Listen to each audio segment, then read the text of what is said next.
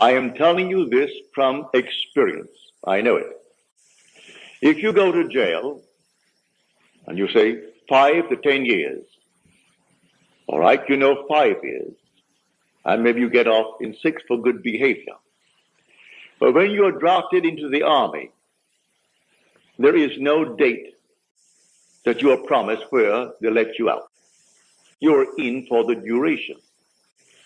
Well, I was drafted into the army with $17 million. Well, I didn't ask the permission of anyone. I only consulted myself. I looked around. I knew what the world knew. It was something that had to be done. But I must be honest with myself. I didn't want any part of it, but no part of it. Others would tell me, is that the act of a coward? I didn't care what they said. Is that being a good citizen? I didn't care what they said. As I just said earlier, what we now know, which is called reason, it's a reasonable thing to do. We're at war, and we're all Americans, and we should go in there because our country has declared war. Go in there and fight. And so reason tells us that should be done. I was drafted. I did not oppose it. They drafted me.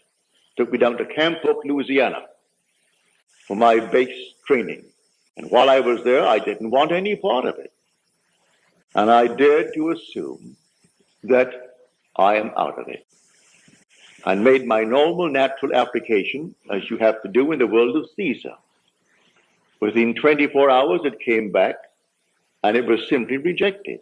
It was signed disapproved, and signed by my colonel, a very nice gentleman. His name was Colonel Theodore Bilbo Jr. His father was Senator of Mississippi. I said nothing. My captain said, for your sake, Goddard, I am very, very sorry. I know exactly how you feel. You want to be with your wife and your little girl. Your son is in Guadalcanal with the Marines, and you are now almost 38. And so I know, but I would like to go through this war with a man just like you at my side. So I can't say that I am sorry for myself. I'm sorry only for you. I didn't say one word to him, to the colonel. I didn't oppose it. That was the decision of Caesar. Now, I looked into the perfect law, the law of liberty, and I persevered in that law.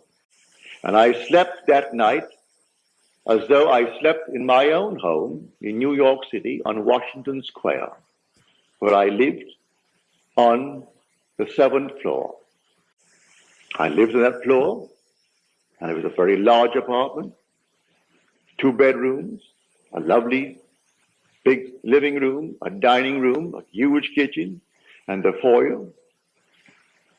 And I slept in that place just as though I were there, not in the army. I fell asleep in that state, having done all the normal things that would make me feel this arrangement is perfect.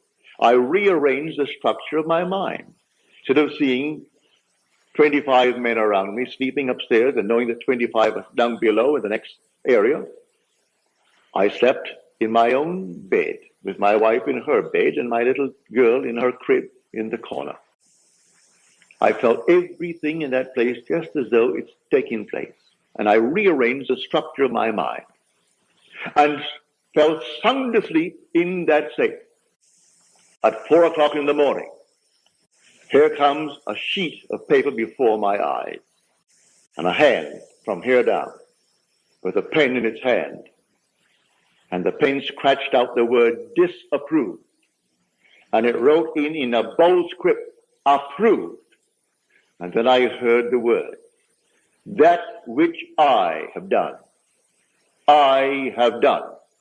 do nothing. And then I woke. It was too early to disturb the 25 other fellows sleeping there. But I waited until the very first moment that I could leave that room. Went down to the latrine and shaved and bathed early and came up filled with a glow that the whole thing was done. All right, I walked in that assumption. for the next 9 days. 9 days later, the same colonel that disapproved my request called me in. He said, close the door, Goddard. So I closed the door. He said, take a seat. Well, he never asked me to take a seat in his presence before. I was a private. He always stood in his presence. He said, take a seat. And then he gave me all the reasons in the world why I should still be in the army. He said, you still want to get out? I said, yes, sir. Give me another reason. You still want to get out? I said, yes, sir. Another one. When he exhausted all the reasons why I should be in the army, and I'm still saying, yes, sir, he said, all right, bring me another application, have your captain sign it, which I did. That day, I was honorably discharged and out of the army. I didn't run away. I was honorably discharged. When vision breaks forth into speech, the presence of deity is there. And who can oppose God? So that which I have done, I have done. Do nothing. So he thought he initiated the urge to let me go free. I looked into the perfect law, the law of liberty, and I persevered in that law. And he played his part, for I rearranged the structure of my mind.